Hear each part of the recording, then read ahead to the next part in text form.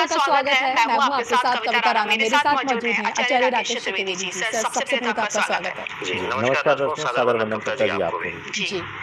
घायल शेर अब कितनों का करेगा शिकार? जी हाँ, आज ये सवाल इसलिए पूछा जा रहा है क्योंकि पीएम मोदी तीसरी बार प्रधानमंत्री तो बनने जा रहे हैं, लेकिन गठबंधन वाली सरकार की। और सबसे दिलचस्प बात ये कि उनका जो एक तो 400 पार का जो सपना अभी अधूरा रह गया है और बहुमत की सरकार बनाने यानी कि भाजपा अपने दम पर 370 सीटें लाने में कामयाब होगी, ये जो उनका जो सपना है वो भी अभी तक पूरा नहीं हो पाया है। और ऊपर से कांग्रेस देखिए 52 सीटों से 99 सीटों पे आ गई है और उधर ममता बनर्जी ने तो देखिए जीत के झंडे गाड़ दिए बंगाल में। तो ऐसे में सवाल पूछा जा रहा है, पीएम मोदी जिन्हें देश का शेर कहा जाता है, शेर माना जाता है, अब वो घायल हो रखे हैं, तो क्या यही घायल शेर अब विरोधियों को घायल करके जाएगा या फिर विरोधियों को कहीं ना कहीं पस्त करेगा? इसी पर आइए चर्चा करते हैं कि अब आगे क्या होने वाला है, इन आने वाले 5 सालों में क्या होने वाला है। और ये शपथ ग्रहण से पहले जो भी खबरें आ रही थी आज जो शपथ ग्रहण होगा, उससे पहले कोई बड़ा खेल क्या हो सकता है, उसको लेकर देखिए ज्योतिष इस वक्त क्या कह रही है, ग्रह नक्षत्र क्या कह रहे हैं पीएम मोदी के, आइए जान लेते हैं। बताएं। देखिए कविता जी, मोदी जी के लिए हालांकि रिजल्ट वाले दिन या उससे पहले भी हमने बोला था कि नहीं, ये अब 2024 में कोई संदेह नहीं है कि सरकार बनाने लायक स्थिति रहे या सरकार में निर्णय असर नहीं। लेकिन आपने कहा कि घायल शेर, और क्योंकि जिस अयोध्या के बारे में बड़ी स्टोरियां फैल रही हैं, मैं उसी अयोध्या का वासी हूँ, जन्मा हूँ। हालांकि बाद में उसका जिला काट करके अलग किया गया, लेकिन मैं एक चीज कहना चाहूंगा कि मोदी जी को घायल करने वाले कौन, विरोधी या उनके अपने?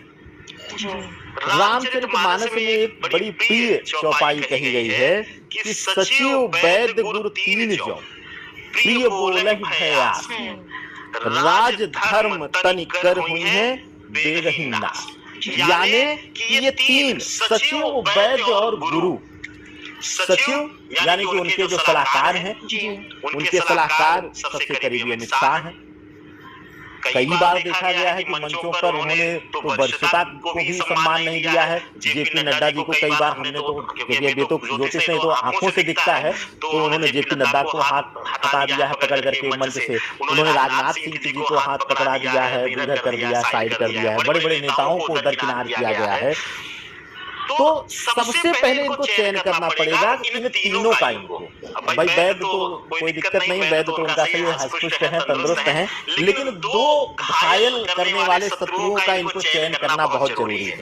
मैं हंस के इसलिए कह रहा हूँ, व्यंग्यात्मक मैं इसलिए कह रहा हूँ कि मोदी जी जैसा एक मजा हुआ नेता, मजा हुआ कूटनीतिज्ञ अगर सिर्फ एक के ऊपर एक आंख पर भरोसा करके अगर बढ़ा है, तो इससे बड़ा मैं उनके शनि विनाश काल को मैं नहीं मानता। सबसे बड़ा उनका अब शनि विनाश देने वाला समय आ चुका है। उसका मुख्य कारण उनके सचिव, उनके गुरु। अब दूसरे, पहला तो घायल हमने बता दिया, हम तो नाम लेकर भी बोल दिए कि सबसे करीबी अमित शाह जी, सचिव उनका हम उन्हें ही मानेंगे। दूसरा, अब आए गुरु पर। गुरु में हम जैसे सभी ज्योतिषी हैं।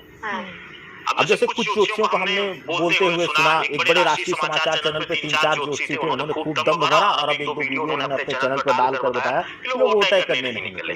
अब इस पे भी मैं बताऊं, हम जैसे ज्योतिषी, हम जैसे गुरु, क्योंकि हम अपने आप को एक धर्म गुरु के रूप में भी रिप्रेजेंट करते हैं, हम है नहीं धर्म गुरु, लेकिन लोग हमें एक धर्म का चेहरा मानते हैं। तो ऐसी स्थितियों में कहते हैं कि एक गुरु का जो तात्पर्य है और गुरु का जो उद्देश्य है वो मार्गदर्शन करना है। वह बताएं यहाँ कठिनाई आ गई, झूठा दंभ भर के वाहवाही ना करें। अब अगर लोग वोट देने नहीं निकले तो मैं कहूं कि सबसे बड़े धर्म विरोधी वो ज्योतिषी हैं जिन्होंने कहा कि 100% है 400 बार, 450, किसी ने तो कहा 500 आ जाएगा। हैं? तो क्या उन गुरुओं को मैं देशद्रोही, धर्मद्रोही ना मानूं? या मोदी द्रोही ना मानूं? मोदी को घायल करने वाला ना मानूं कि जिनकी वजह से शायद लोग आश्वस्त हो गए, अरे मोदी जी तो एक तरफा जीत रहे हैं, हम जाए नहीं तब भी क्या फर्क पड़ने वाला है। तो अब इन दोनों का चयन करना उनको जरूरी है। ये मैं कटाक्ष के रूप में इसलिए नहीं बोला, हो सकता है कि उनके भी कोई गुरु रहे हो, उन्होंने भी उनको यही दम्भ भरा हो, तो उनको ये चयन करना है सचिव का कि उन्होंने क्यों सही लोगों को नहीं चयन करने दिया। कई जगहों पर विपरीत जाकर के लोकल लोगों को दबा करके बाहरी लोगों को टिकट दिया गया, बाहरी लोगों को चयन किया गया। दूसरा, अभी जल्दी ही किसी चर्चा में मैंने आपसे कहा कि योगी जी जैसा चेहरा, और उत्तर प्रदेश सभी जानते कि जिसके हाथ में उत्तर प्रदेश, उसके हाथ में भारत की राजनीति होती है। ना चाहते हुए भी अखिलेश यादव सबसे बड़े शेर हैं। मैं इसलिए कहता हूं क्योंकि कांग्रेस अगर 25 राज्यों में लड़ करके 90-99 सीट लाई है, तो अखिलेश यादव इकलौते एक ऐसे राज्य उत्तर प्रदेश से 37 सीट लेकर बैठे हैं। तो सोचो कि आप उनकी लापरवाही कि उत्तर प्रदेश में ही योगी जी का पूर्ण रूप से मौजूद नहीं रहना, और हमें लगता है टिकट बंटवारे में भी बड़ी भ्रांतियां इन्होंने की, योगी जी को अथॉरिटी ना देना। अब कौन नहीं देने दिया? हो सकता है इनके सचिव ना देने दिए या इनके गुरु ना देने दिए। तो दोनों जो हैं वो सबसे बड़ा मुझे लगता है कि मोदी जी को उन्हीं का स्वीकार करना चाहिए, और यही शास्त्रोचित नियम भी है।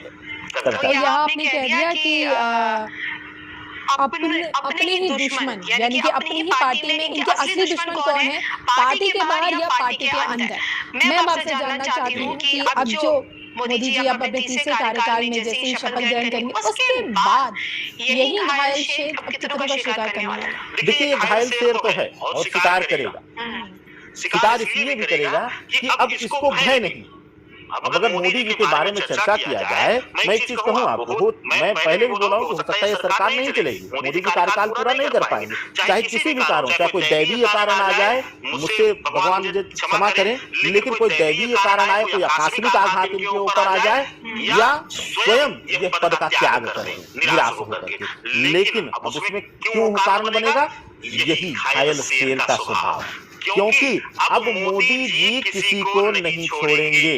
देखिएगा कि जो जो लोग जहां जहां सम्मिलित होंगे करप्शन में, विपक्ष के लोग, और जो लोग इस इलेक्शन में इनकी पार्टी के भी लोग लापरवाही किए हैं, जो थोड़ा सा पद में दबे रहेंगे या प्रभाव में दबे रहेंगे, उन लोगों का पूर्णतः शिकार ये करेंगे, और हो सकता है उसी शिकार से आहत होकर के कुछ इनके भी लोग विरोध में आ जाए, और विरोधी तो इंतजार भी कर रहे हैं जनता जी इनके गिरने का। बिल्कुल, तो आपको क्या लगता है बताइएगा जरूर, और मुझे और आचार्य राकेश चतुर्वेदी जी को दोनों को दीजिए इजाजत। नमस्कार।